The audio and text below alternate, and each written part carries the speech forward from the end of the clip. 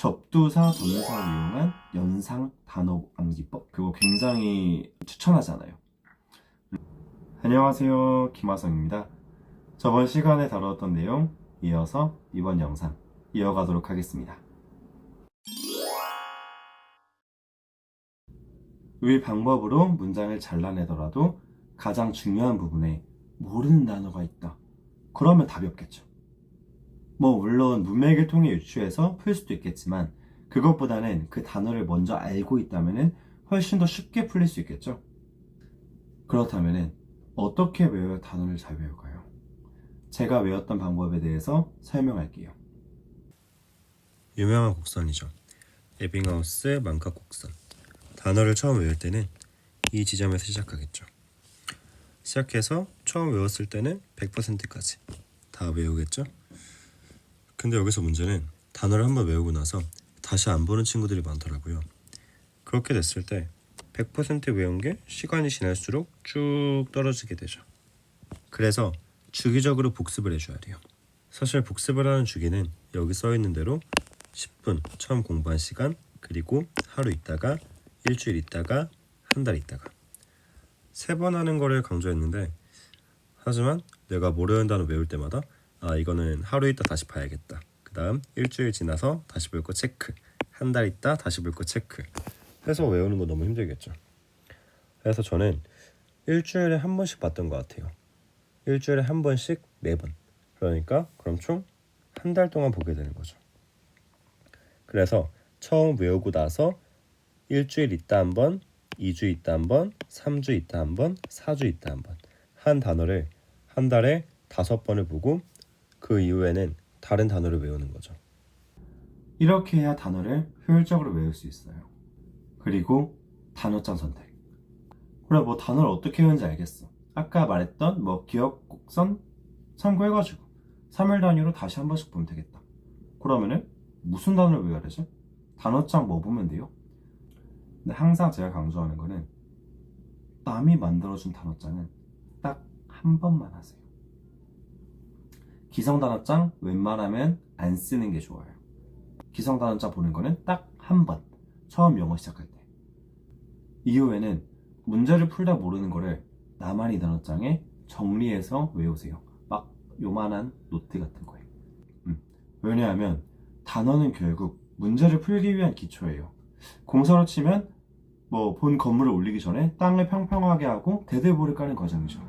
근데 그 과정에 매몰돼서 정작 중요한 문제를 풀면서 학습하지 않는 경우가 허다해요. 우리 결국 영어 문제를 풀기 위해서 단어를 외우는 건데, 사실 솔직히 말하면 이 영상을 보는 친구 중에서 많을 거예요. 정작 중요한 영어 문제는 풀지 않고 나는 영어 단어가 부족해서 영어 기성 단어장을 한 3권 정도 완벽하게 달달달 암기한 다음에 그 다음부터 영어 문제를 풀기 시작할 거야. 혹은 이런 친구들 있죠. 나는 문법을 잘 모르는 것 같아. 근데 야, 독해할 때 문법이 중요하대. 그러면 난 일단 문법 강의부터 들어야겠네. 영어 잘 못하니까. 그래서 나 문법 강의를 한 번 쭉 다 돌린 다음에 그 다음부터 영어 문제를 풀기 시작하면 되겠다. 그러면서 내가 아는 문법이 나오면 파란펜으로 표시해놔야지 하는 친구들 굉장히 많아요. 왜냐면은 그런 친구들 저 고등학교 때 많이 봤거든요. 그러면서 정작 중요한 영어 독해 지문은 하나도 안 보고 문법책 혹은 단어장만 3개월, 6개월 혹은 1년 동안 주구장창 붙잡고 있죠. 그래서 안 돼요. 기성 단어장을 보는 건 최소로 하고, 단어를 외우는 거는 웬만하면은 내가 문제를 통해 본 걸 외워야 효율적이에요. 왜냐하면 기성 단어장에서의 또 다른 단점 중에 하나는 말도 안 되는 단어가 너무 많아요. 진짜 앞으로 다신 볼 일 없는 그런 단어들. 그냥 기성 단어장을 보다 보면은 정말 괴랄한 단어 있어요. 아나토미, 카데바 이런 단어들. 사실 되게 수능에 출제되어가지고 단어장이 있다고 하니까 수능 아직 안 본 입장에서는 와, 이런 괴랄한 단어가 수능에도 출제가 되는구나 하면서 그냥 당연히 외워야겠죠. 수능에 나왔다면 당연히 외워야지. 그냥 뭔가 되게 수능 개더럽고 어렵다니까 야, 이런 말도 안 되는 단어들은 당연히 각적 없이 나올 수도 있겠다. 나 이제 고등학교 1학년, 2학년이니까 이런 단어 나와도 충분히 수능이면 그럴 수 있지 않을까 하는 생각 무조건 들 거예요. 저도 수능 관련된 단어장 보면서 기성 단어장 볼 때 그런 생각 되게 많이 했거든요. 근데 사실 그런 단어들 웬만하면은 뒤에 따라 나오는 컴마절이나 관계사절이 그 단어에 대해서 쉬운 용어로 설명해 주는 경우가 굉장히 많아요. 심지어는 수능에는 각주로 한글 용어가 나온 단어가 버젓이 단어장에 등장하기도 해요. 또 접두사 접미사를 이용한 연상 단어 암기법, 또 뭐 유의어 반의어 이용한 것들, 그런 것도 되게 자주 나오던데, 근데 저는 그거 굉장히 추천하지 않아요. 저도 그런 단어장 과외하면서 몇 번 봤는데, 사실 그거 보다 보면은 수능에는 절대 출제 안 될 것 같은 단어가 단지 접두사 접미사 같다는 이유로 실린 경우가 굉장히 허다해요. 또 비슷하게 생긴 단어를 묶어서 외우다 보면은 저는 굉장히 헷갈렸어요. 서브젝트랑 서브스트랙트랑 완전히 다른 의미잖아요. 근데 그냥 서브이 붙였다는 이유만으로 묶어서 외우니까 자꾸 뭐 서브스트랙트인데 그냥 뭔가 주관적인 막 그런 것 같고, 서브젝트인데 뭐 뺄셈 막 그냥 뭐 그렇게 헷갈릴 수 있으니까요. 마지막으로는 그거예요. 단어는 한 가지 뜻만 갖고 있지 않아요. 웬만하면은 고등학교 3학년 때쯤 되면은 각 단어당 한두 개는 기본으로 알고 있고, 많은 거는 대여섯 개까지도 뜻을 외워야 될 거예요. 유의어 반의어 혹은 접두사 접미사로만 뜻을 외우게 되면 그렇게 외운 단 한 가지의 뜻만 기억나고, 나머지는 오히려 그 한 가지 뜻에 묻혀가지고 기억이 잘 안 나게 돼요. 그러니 단어장을 스스로 만드세요. 문제를 풀면서 나왔던 모르는 단어들을 엮어서 나만의 단어장을 만드는 것.